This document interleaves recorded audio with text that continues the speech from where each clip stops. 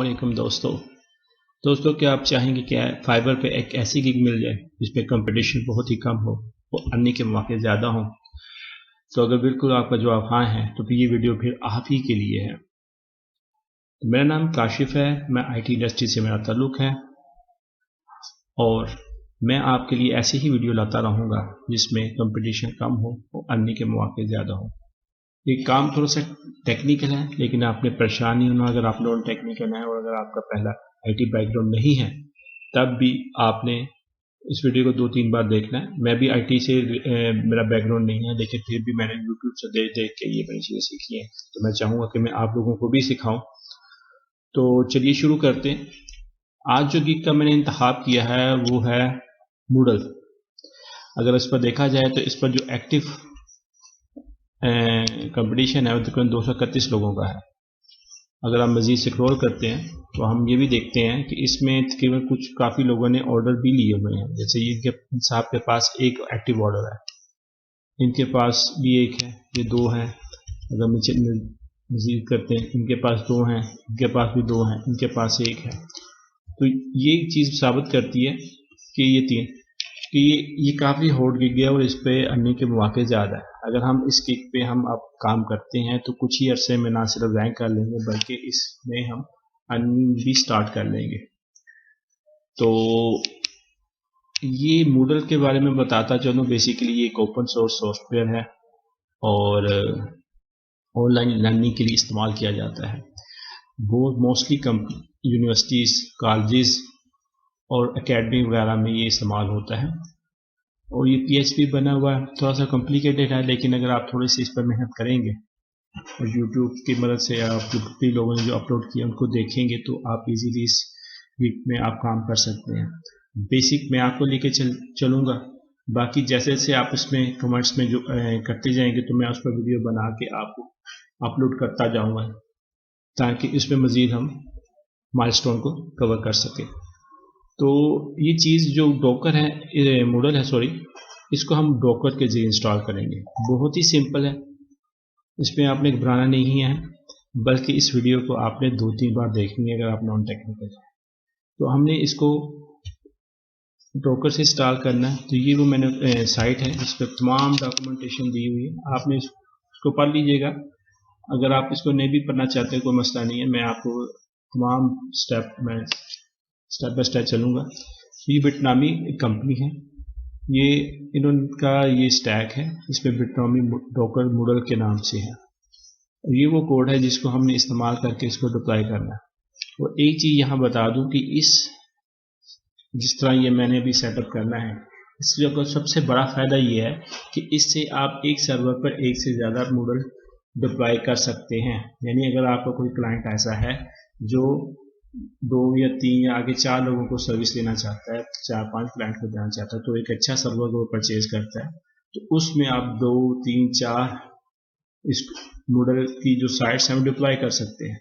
तरीका सेम होगा, सिर्फ उसमें थोड़ी सी वेरिएशन होगी। वो जहाँ वेरिएशन होगी, जहाँ थोड़ी सी चेंज होगी, वो मैं आपको बता दूंगा वो क्या करना है आपने।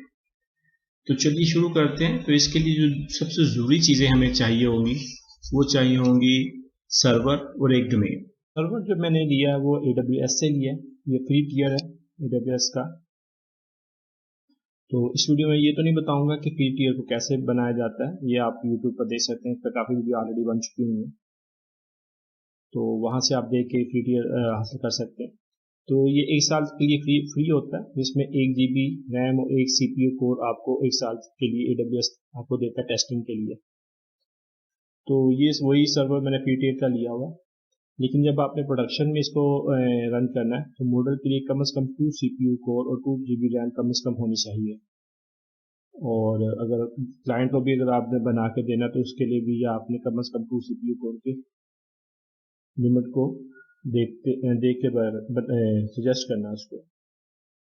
दूसरा इसमें यह है कि मैंने EC2 इंस्टेंस ऑलरेडी बना चुका हूँ। अगर आपको कोई दिक्कत है या कोई मसला आता है तो आपने मुझे बताना है कमेंट्स बॉक्स में, तो मैं इसके लिए एक अलग वीडियो बना दूंगा जिसमें EC2 इंस्टेंस कैसे डिप्लॉय किया जाता है उसको स्टेप बाय स्टेप लेके एक वीडियो बना दूंगा।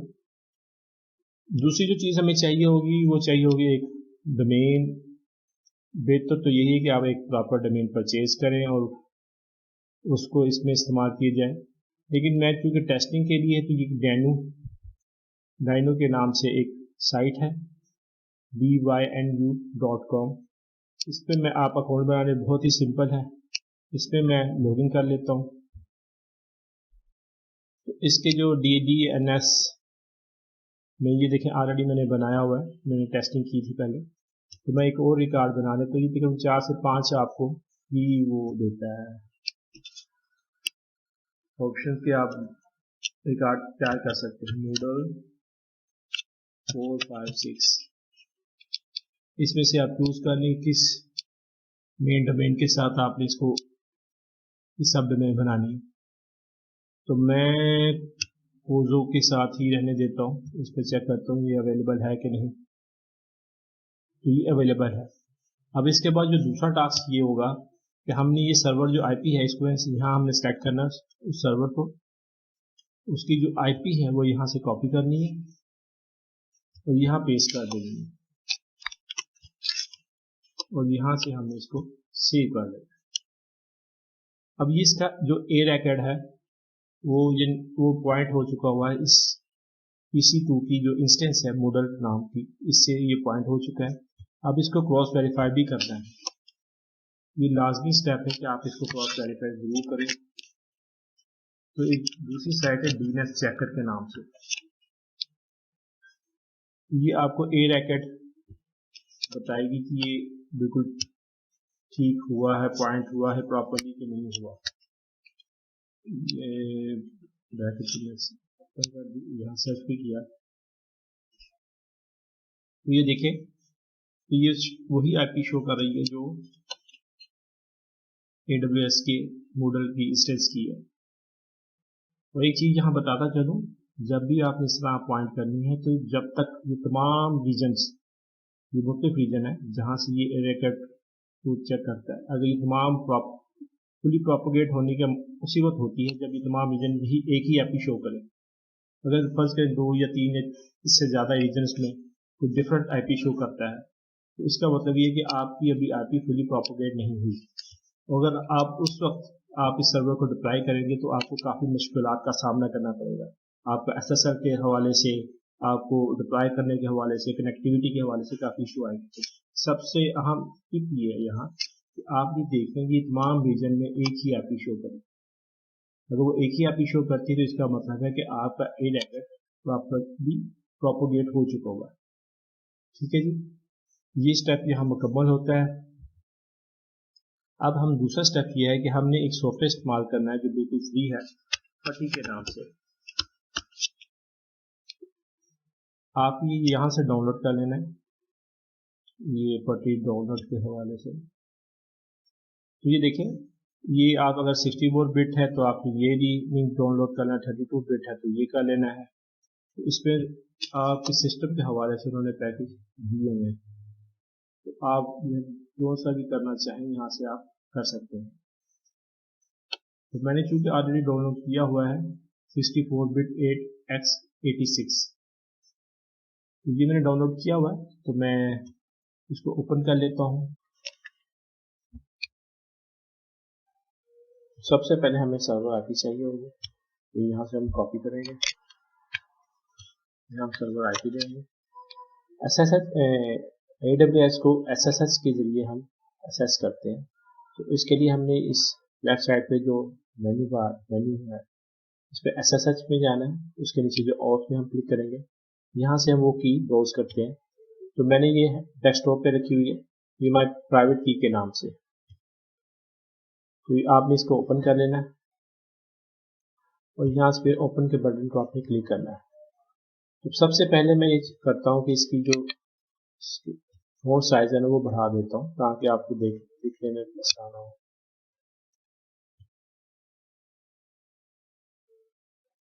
ये बोल्ड कर लिए, इसको हमने 16 पे करते हैं, अप्लाई कर देते हैं।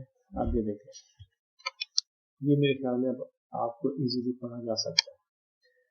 तो हमने चूंकि Ubuntu सर्वर इंस्टॉल डिप्लॉय किया है AWS पे, तो इसका जो बाय डिफॉल्ट यूजर होता है वो ubuntu होता है, वो हम करेंगे। आप ये देखें कि ये सर्वर ओपन हो चुका है। ये हमारा जो सर्वर है ubuntu 20.04.3 LTS है, ठीक है जी। ये देखिए ubuntu आ गया। अब सबसे पहले हमें इसको क्लियर करना है। अब इस पे हमने कुछ कमांड्स वगैरह यूज करनी है। तो मैं अपने आप इसके लिए आपको अपने एक ब्लॉग पे ले जाता हूँ जिसपे मैंने स्टेप बाय स्टेप कमांड्स लिखे हैं, ऑनलाइन के नाम से है ये। इसका लिंक मैं आपको डिस्क्रिप्शन में दे दूंगा। तो आप जैसे ही इसको ओपन करते हैं तो इसमें ये होगा कि ये sudo so, ये सबसे पहली कमांड है, ये हमें कॉपी करनी है यहाँ से और फिर यहाँ पेस्ट कर देना है। अब ये करेगा ये हम इसे रूट प्रिविलेज मिल जाएंगी, हम रूट यूजर में चले जाएंगे। अब दूसरा जो सबसे पहला काम और लाजमी होता है जब भी आप नया सर्वर डिप्लॉय करते हैं, तो सबसे जो पहली कमांड है वो आपकी ये होगी अपडेट आप पैकेजेस को करना, app update and app upgrade -y। आपने इसको अपडेट जरूर करना है, ये बेहतर होता है। इसमें ये होगा कि आगे हमें इशू नहीं आएगा कि ये पैकेज इंस्टॉल नहीं है, वो पैकेज इंस्टॉल प्रॉपर अपडेट हो गए तो ये बिल्कुल सही चलेगा, काम करेगा। तो अब पैकेज अपडेट हो चुके हैं। अब हमने इसको क्लियर कर लेना है स्क्रीन को। एक तरीका ये है CLEAR क्लियर लिख सकते हैं। दूसरा ये है अगर आप कंट्रोल L को प्रेस करते हैं तब भी ये स्क्रीन आपकी क्लियर हो जाएगी। अब हम चलते हैं अपने ब्लॉग की तरफ। अब उसने अपडेट कर दिया है, अब हम नीचे नहीं चलते हैं। तो अब हमने डॉकर और डॉकर कंपोज को इंस्टॉल करना है। इसके लिए मैंने एक स्क्रिप्ट बनाया हुआ है, हमने जस्ट उसको कॉपी पेस्ट करना है। सबसे पहले हमें एक फोल्डर बना लेते हैं गूगल के नाम से। ये हमने mkdir, ये जो कमांड है mkdir, ये क्या करेगी, मेक डायरेक्टरी। जैसे विंडोज में फोल्डर होता है तो ubuntu और लिनक्स में इसको डायरेक्टरी कहते हैं। तो ये मेक डायरेक्टरी की कमांड है जिसको मूडल हम बनाते हैं। फिर करना यह है कि cd का मतलब है चेंज डायरेक्टरी। अब हम मूडल के अंदर आ चुके हैं। अब उसने आगे क्या कहा है जी, आगे उसने कहा है जी आप एक फाइल बनाएं। जैसे एडिटर होते हैं, मोस्टली एडिटर होते हैं, विम होगा, vi हो गया, नैनो, ये एडिटर है। यानी कि इसमें हम एक फाइल docker-compose.yml के नाम से ये एक फाइल बनाएंगे। इसको ओपन करते हैं। अब आप नीचे आते हैं तो हमने ये करना है कि ये जो स्क्रिप्ट है इसको हमने वहाँ कॉपी पेस्ट करना है। यहाँ मैं आपको बताता चलूँ कि ये जो आपने पासवर्ड है ये आपने सेट करने हैं। अगर आप प्रोडक्शन सर्वर पर हैं तो आपने ये पासवर्ड सेट करने हैं, अदरवाइज आपको मसला होगा, यानी कि स्ट्रॉन्ग पासवर्ड। क्योंकि मैं टेस्टिंग है, मैं ऐसे एज इट इज ही रहने दूंगा। जैसे मैं आपको बताता हूँ, MariaDB यूजर का जो आप नाम रखना है वो अपनी मर्जी से रखना है, ठीक है जी। डेटाबेस का नाम आप रख सकते हैं, ठीक है। और इसका जो पासवर्ड यस कर दीजिएगा, हमारा करेक्टर सेट ये हो गया, ये हो गया। और दूसरा पार्ट इसके अगर हम देखा जाए तो ये हमारे DB को डिप्लॉय किया हुआ, जिसमें ये आप सेटिंग देख रहे थे। दूसरा इसमें पोर्ट्स, तो मूडल को हमने असेस कैसे करना है, मैंने आपको शायद पहले बताया था कि उसमें हम इस एक सर्वर पर एक से ज़्यादा मूडल को इंस्टॉल कर सकते हैं। तरीकेकार बहुत ही सिंपल सा है कि मूडल को हम मुख्तलिफ पोर्ट असाइन कर सकते हैं। मुख्तलिफ पोर्ट असाइन करने का फ़ायदा ये होगा कि मुख्तलिफ पोर्ट पर हम मुख्तलिफ मूडल डिप्लॉय कर देंगे और मुख्तलिफ पोर्ट के जरिए वो एक ही सर्वर से असेस हो सकते हैं। जैसे ये जो 8080 है, ये है आपके मूडल की पोर्ट और ये आपके होस्ट की पोस्ट है जहाँ से हमने इसको असेस करना है इंटरनेट पे। तो ये आप इसमें कोई भी रख सकते हैं, 8081, 8082, आप अपने सिनेरियो के हिसाब से देख लेंगे कि आपके पास कौन कौन सी जो पोर्ट्स हैं वो खाली हैं, उस हिसाब से आप देख लेना। तो मेरे पास ये 80 की पोर्ट्स अवेलेबल हैं, तो मैं ये ओपन कर लूँगा। दूसरा इसमें ये है कि आपने ये HTTPS के लिए ये जो पोर्ट इन्होंने दी हुई है, जो लोकल है डोकर के अंदर 8443 है, इसको हमने पॉइंट कर देना है 7443। आप अपने हिसाब से जो भी आपको समझ में आती है वो आपने यहाँ लगा देनी है। अब हमें ये कैसे पता चलेगा कि ये कौन कौन सी पोर्ट ओपन है? तो इसके लिए हम AWS में जाते हैं। तो अगर आप सिक्योरिटी में जाएं तो ये नीचे आप देखते हैं, इस पे मैंने जो पोर्ट्स ओपन की हुई है वो 81 पोर्ट ओपन की हुई है, 80 की हुई है, 80 की हुई है, ठीक है ना, यानी 80 हमारी पोर्ट ओपन है। 81 की हुई है। हम दूसरे पेज पे जाते हैं, ठीक है ना। तो ये हमने 3-4 पोर्ट्स ओपन की हुई है 80, 81। तो हमने ये इस हिसाब से चेंज करेंगे, यानी इन पोर्ट्स में तो इस हिसाब से हम चेंज करते हैं। मैं यहाँ से कॉपी कर लेता हूँ कोड को, पहले मैं फिर आपको बताता हूँ, स्टेप बाय स्टेप चलते हैं हम इसके साथ। ये आपने कोड को यहाँ से कॉपी करना है, आपने दोबारा ब्राउज़र में आना है। अच्छा, पटी में एक फ़ायदा ये है कि आप राइट क्लिक करेंगे तो ये तमाम कोड पेस्ट हो जाएगा, नहीं तो कंट्रोल शिफ्ट वी, अगर ये काम नहीं करता तो कंट्रोल शिफ्ट वी के साथ आप इसको पेस्ट कर सकते हैं। तो देख लें, ये वही कोड है, इसमें आप अपना MariaDB यूज़र का जो है ना वो आप चेंज कर सकते हैं, डेटाबेस आप अपने हिसाब से चेंज कर सकते हैं। अब आ जाते हैं पोर्ट पे। अभी जैसे कि अभी हमने देखा था AWS की जो फायरवॉल है उसमें हमने पोर्ट 80 खोली हुई है और दूसरा पोर्ट 81 खोला हुआ है। तो हम ये करेंगे, इसको पोर्ट 81 कर देंगे। अच्छा, ये जो पहली पोर्ट है ये HTTPS के लिए है, और जब हम SSL इंस्टॉल करेंगे तब ये पोर्ट होगी HTTPS के लिए 8081, ठीक है ना। नॉर्मल अगर हमने इसको डायरेक्ट इंस्टॉल करने के बाद एक्सेस करना तो वो पोर्ट 8080 होगी। अब हम नीचे आते हैं तो मजीद देखते हैं, ठीक है जी। देखिए यूज़र नेम है डेटाबेस का, यूज़र जो ऊपर हमने लिखा था सेम वही रखेंगे, डेटाबेस का नेम जो ऊपर रखा था वही रखेंगे। लो एम्प्टी पासवर्ड कोई नहीं है, ठीक है जी। अब हमने इसको वो चेंज कर दी है, बाकी इसमें कोई चेंज नहीं करनी। आपने कंट्रोल X प्रेस करना है, उसके बाद Y प्रेस करना है और इंटर का बटन दबा देना है। ये हमारी जो फाइल है वो सेव हो जाएगी। यहाँ तक के स्टेप आपको समझ में आ गई। अगर यहाँ कोई मसला हो तो आप मुझे उसमें मैसेज में इनबॉक्स कीजिएगा, मैं आपको उसको कर दूंगा। अच्छा, एक स्टेप यहाँ बता दूं फायरवॉल का, जैसे कि EC2 में तो फायरवॉल होती है तो आपको एडमिन पैनल की जाके सेव करनी पड़ती है, यानी कि सेट करनी पड़ती है।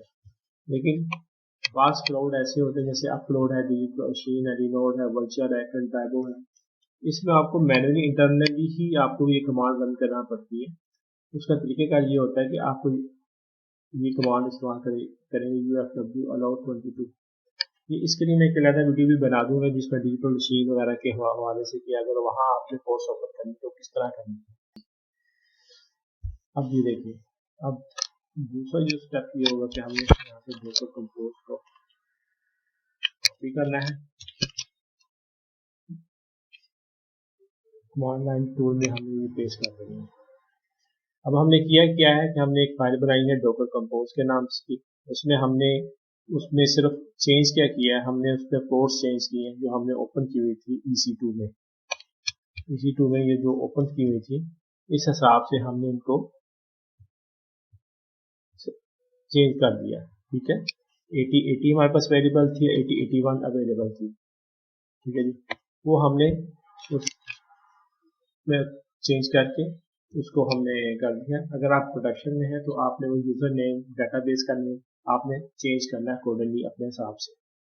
अब हम ये docker compose, docker dash compose up dash D dash mode के लिए होता है, आप इसमें इंटर कर देना है। ये कहेगा कि आपका डॉकर कंपोज अभी इंस्टॉल नहीं हुआ। तो सबसे पहले हमें क्या करना है, हमें डॉकर इंस्टॉल करना है। तो उसके लिए दोबारा अगर हम अपने ब्राउज़र में जाते हैं तो ये देखें डॉकर कंपोज में लिखा हुआ how to install the docker. यहाँ से हमें इस लिंक को ओपन करना है। ये मैंने इसलिए नहीं किया ताकि आपको आइडिया हो कि कौन सा स्टेप कहाँ करना है।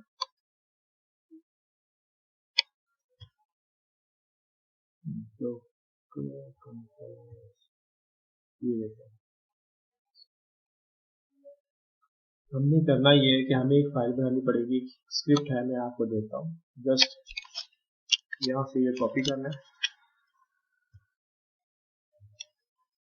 इसको हम कर लेते हैं चेंज डायरेक्टरी। हम इस डायरेक्टरी से बाहर आते हैं, हम मेन डायरेक्टरी में आ गए हैं।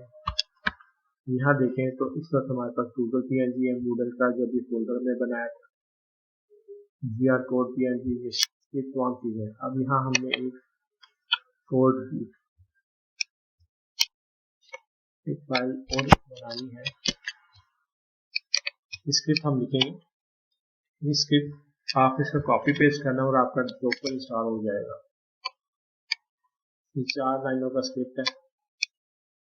आपने यहाँ से करना है कॉपी, यहाँ आपने राइट क्लिक कर देना या Ctrl+Shift+V के साथ करेंगे तो ये हो जाएगा। ये यहाँ पेस्ट करना है, फिर Ctrl+X+Y प्रेस करना है और इंटर दबा देना। ये फाइल हमारी सेव हो गई है। अब क्योंकि ये फाइल एग्जीक्यूटेबल नहीं है, यानी स्क्रिप्ट एग्जीक्यूटेबल नहीं है, तो इसके लिए हम क्या करेंगे, चेंज के लिए इस्तेमाल होता है MOD मोड, यानी इसका मोड हम चेंज करेंगे। +X करते हैं, एग्जीक्यूटेबल के लिए इस्तेमाल होता है। अब इस फाइल का नाम लिखेंगे। अब ये फाइल का जो होता है मोड चेंज हो गया है। इसको चेक करने का तरीकाकार ये है ls-ha। ये देखें, ये राइट भी की जा सकती है, R for write, R for read, W for write, X for executables। तो अब हम इसे एग्जीक्यूट कर सकते हैं। सिंपल सा करना ये है कि आपने डॉट डालना है, इसको हम ये करते हैं $/ अब उस फाइल का नाम लिख देना है। अगर आप IN लिख के अगर टैब का बटन दबाते हैं तो ये पूरा आपको स्पेल कर देगा initial.sh। अब हम स्क्रिप्ट को हम इंटर करके प्रेस करेंगे तो ये खुद ब खुद ही तमाम फाइलें डाउनलोड कर लेगा जो डॉकर और डॉकर कंपोज को इंस्टॉल करने के लिए जरूरी है।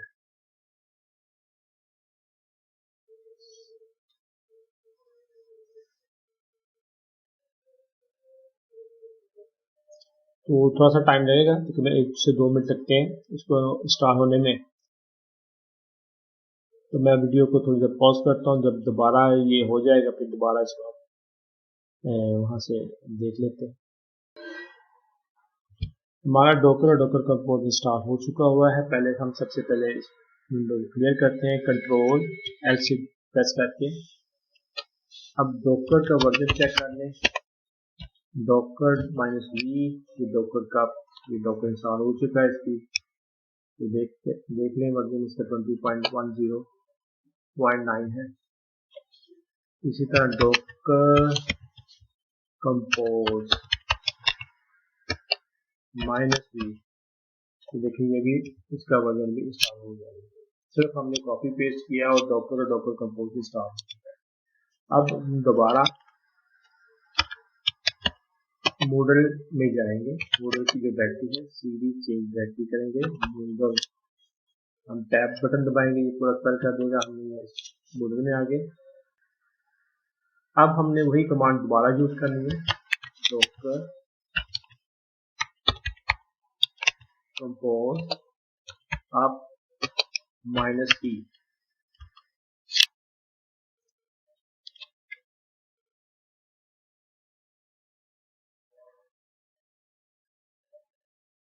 अब ये देखें, ये हमारा जो पूरा स्टैक है, ये डॉकर जो कंटेनर है, ये इंस्टॉल होने शुरू हो गए हैं। अच्छा, यही स्टेप आपने करना है, सिर्फ वहाँ पोर्ट चेंज करनी है, जो 8080 और 8081 हमने किया था उनको चेंज करना है, और उसके मुताबिक आपने ये जितने मॉड्यूल के बनाने दो दो पोर्ट्स आपने वो चेंज करके और डाटा के नाम चेंज करके आपने इसको इसी तरह डिप्लॉय कर देना है, तो आपके वो वेबसाइट डिप्लॉय हो जाएगी। अब उसको असेस कैसे करना है वो हम अभी देख लेते हैं।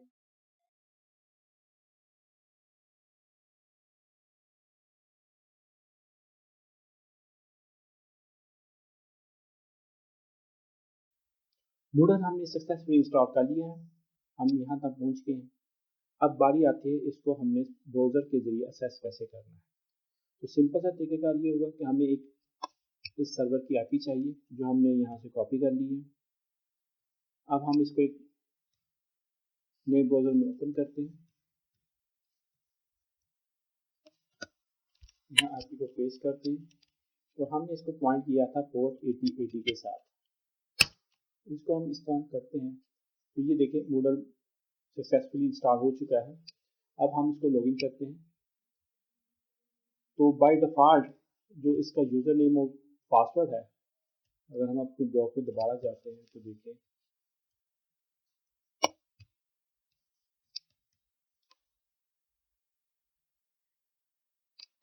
यूज़र है और बिटरामी है।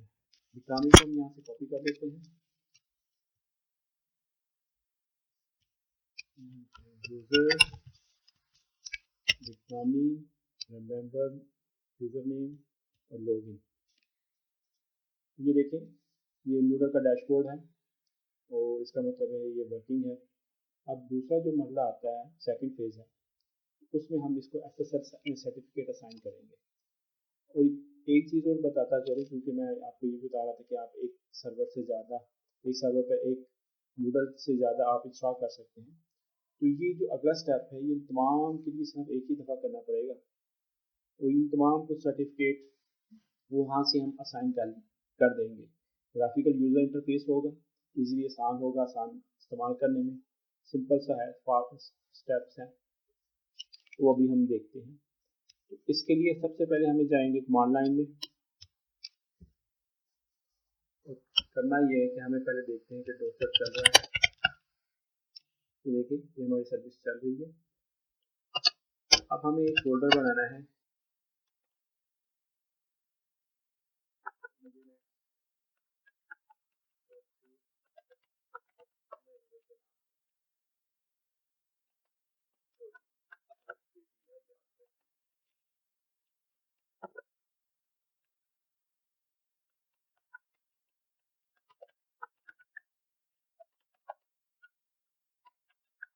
डायरेक्टरी आ गई है। अब हमें इस डायरेक्टरी में एंटर होना है। यहाँ हमने एक फाइल बनानी है नैनो, सेम वैसे ही आपने एक फाइल बनाएंगे डॉकर कंपोज YAML फाइल, जैसे हमने मूडल में बनाई थी। अब करना ये है कि हमें एक कोड की ज़रूरत है जो इंजीनियर्स प्रॉक्सी मैनेजर को इंस्टॉल करेगा। तो इसके लिए हम अपनी वेबसाइट पर जाते हैं,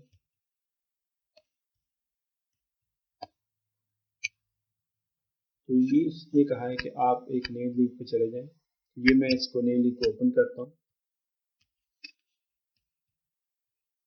नीचे थोड़ा सा स्क्रॉल करें, इंस्टॉल इंजीनियर्स प्रॉक्सी मैनेजर, ये हमने कर लिया है, हमने डायरेक्टरी बना ली है, इस डायरेक्टरी में एंटर हो चुके हैं। उसमें हमने नैनो डॉकर कंपोज की फाइल बना चुके हैं। अब उसमें कोड को पेस्ट करना है, सेम ये कोड है।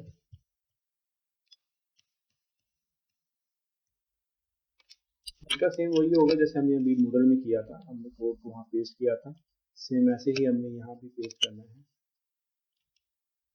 इसमें दो सर्विस रन कर रही हैं, एक ऐप जैस प्रॉक्सी मैनेजर का, दूसरा है डाटाबेस। इसमें 3 पोर्ट्स हैं, एक पोर्ट 80 है और एक पोर्ट 443 है। ये HTTPS और HTTP के लिए इस्तेमाल होगी, उसके सर्टिफिकेट के लिए। इनको आपने चेंज नहीं करना, ये बाय डिफ़ॉल्ट ऐसे ही रहने चाहिए। और जब भी आपने डिप्लॉय करना है तो एक चीज़ का ख्याल रखना है कि जिस सर्वर पर भी आप डिप्लॉय कर रहे हैं वहाँ पोर्ट 80 और 443 यूज़ में ना, कोई भी एप्लीकेशन इस पोर्ट को यूज़ ना कर रही है।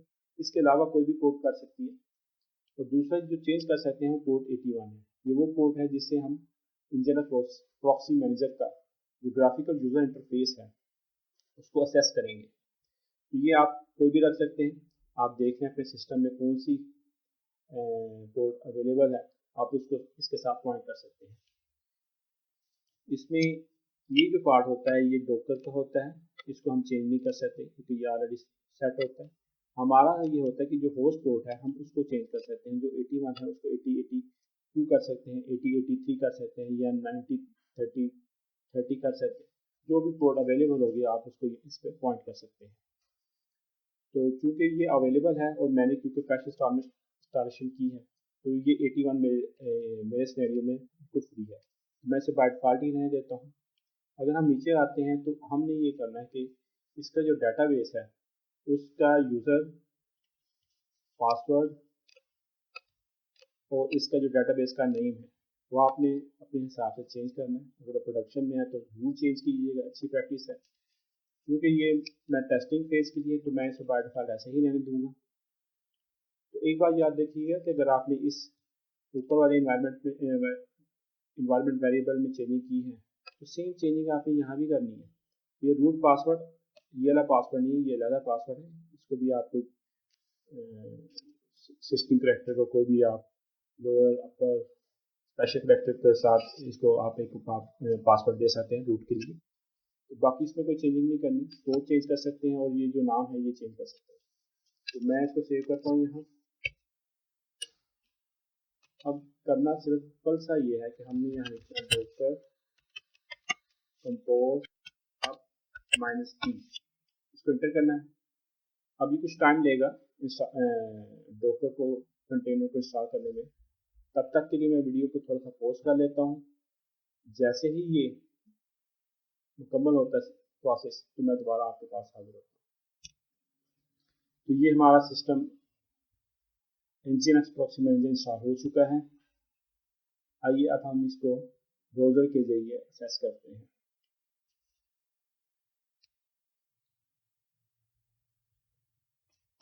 यहाँ से हमें आईपी को कॉपी करना है, सर्वर की जो आईपी है।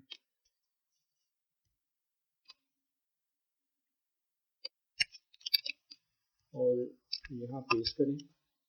तो इसके साथ जो हमने पोर्ट को असाइन किया था वो 81 है।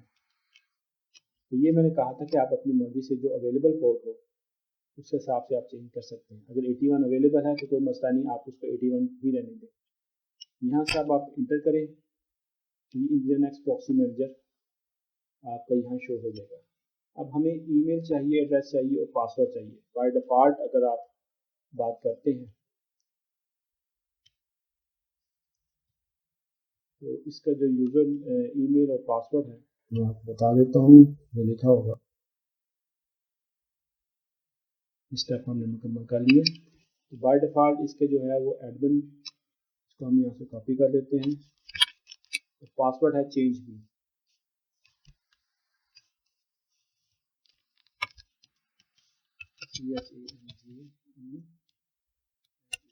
चेंज। तो ये आपसे कहेगा कि आप अपना ईमेल चेंज कर लें। अगर तो आपने इसको प्रोडक्शन में करना तो मैं दोबारा कहूँगा कि आप अपनी मर्जी का अपने ईमेल यहाँ रखें, चेंज कर लें। वो कहते हैं इसको मस्ट भी चेंज करना पड़ेगा। तो इसके लिए हम ये करते हैं कि इसको साइन कर देते हैं, ठीक है जी। दूसरा उसने कहा है कि आपका जो फ्रंट पासवर्ड है पासवर्ड को भी चेंज करना, मैं ये भी चेंज कर देता हूँ।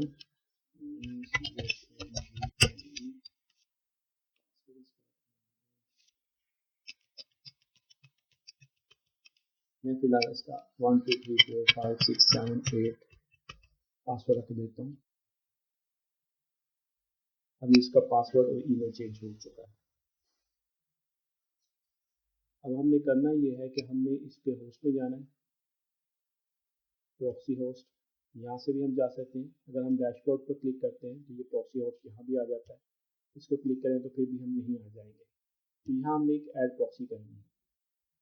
तो सबसे पहले हमें इसके लिए एक डोमेन चाहिए होगी जो शुरू में हमने बनाई थी डेमो में। तो हम उस पर चलते हैं।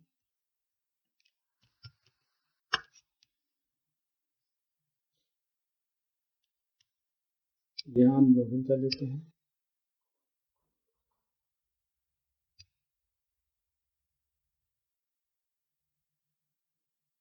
ये डोमेन थी जो हमने पॉइंट की थी, इसका सेम यही आती है। तो यहाँ से हमने इस डोमेन को कॉपी किया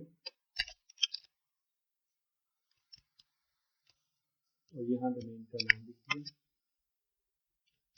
ठीक है जी, और टैब का बटन दबा दिया।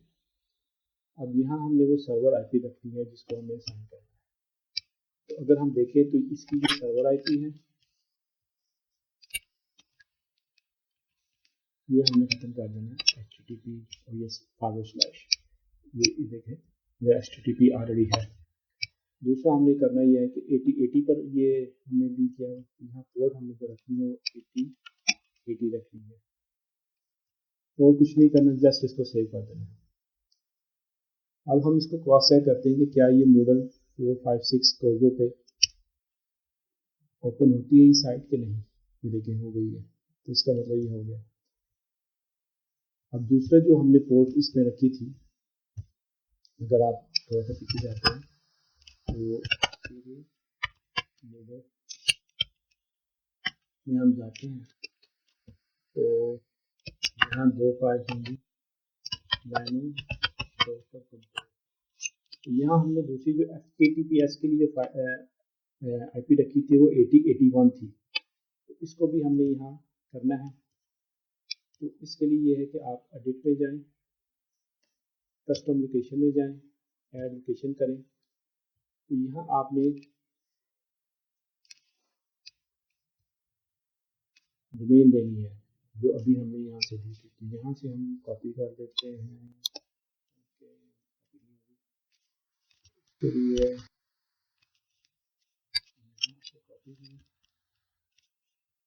यहाँ पे हम पेस्ट कर दें, आईपी चाहिए अब हमें, कॉपी किया, पेस्ट कर दिया, यहाँ हमने HTTPS का करना है, इसको हमने पोर्ट दी हुई थी 8081, इसको यहाँ सेव कर देना है। यहाँ तक हमारा जो मुकम्मल, अब जो अगला स्टेप है उसमें हमें ये करना है कि हमने SSL सर्टिफिकेट पे जाना है। यहाँ क्लिक करेंगे तो रिक्वेस्ट न्यू सर्टिफिकेट आ जाएगा, कोर्स SSL सर्टिफिकेट, ठीक है जी। ईमेल हमारा यहाँ आ चुका हुआ है, I agree with term and condition, ये आप पढ़ना चाहें तो यहाँ इस पर क्लिक करके आप पढ़ सकते हैं।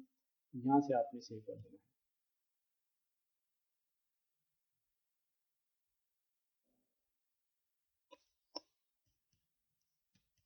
इसको हम खत्म करते हैं।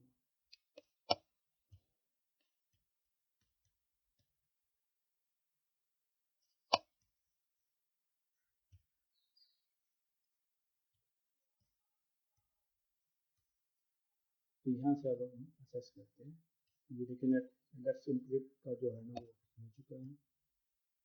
अब ये देखें तो ये हमारा जो सर्वर है वो SSL सर्टिफिकेट इंस्टॉल हो चुका है। सर ये तरीका होगा, आपने जो भी कोर्स मॉडल दूसरे मॉडल्स जो यहाँ पे डिप्लॉय करने इसी सर्वर पर, उसको भी सेम इसी तरह आपने इसको करना है। तो ये देख लें ये SSL सर्टिफिकेट इसका हो चुका हुआ है, चीज़ें बिल्कुल वैसे ही हैं। लॉगिन अगर आप करते हैं तो बाय डिफ़ॉल्ट यूज़र नेम इसका यूज़र है, पासवर्ड इस्लामी है, हमने चेंज नहीं किया था। आप इसको सेटिंग में जाकर आप इसको चेंज कर सकते हैं। तो ये आप देख सकते हैं कि ये हमारा जो SSL सर्टिफिकेट है इंस्टॉल हो चुका है। तो दोस्तों यहाँ तक अगर आप करते हैं तो इसमें आप $5 से $10 या कम से कम $20 में आप ये डिप्लॉय करके दे सकते हैं। आप अपना फाइबर पर सर्च करें तो देखिए कौन सी प्राइस ज़्यादा बेहतर है, उस पर आप रख के मिनिमम पे रख के आप इसको चलाएँ। तो जैसे ही आपके कुछ ऑर्डर आते हैं, कुछ आपकी नमाया ऊपर रैंक करती है, तो आप फिर इसको बढ़ा भी सकते हैं। दूसरा, आप कमेंट्स बॉक्स में आप लिखिएगा कि मज़ीद इसमें आपको कौन सी हेल्प चाहिए, कौन सी ऐसी चीज़ टेक्निकल चीज़ है जो आप समझना चाहते हैं, तो आप मुझसे रब्ता कीजिएगा। तो मैं आपको इन बॉक्स में या इस तरीके ज़्यादा वीडियो बना दूँगा ताकि आपको इसमें रहनुमाई मिले। तो चलिए अलविदा करते हैं, अगली वीडियो तक के लिए अल्लाह हाफ़िज़।